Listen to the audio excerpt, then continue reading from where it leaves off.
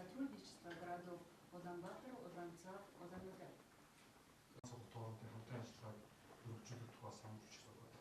Бэлэн болж байна. Ингээд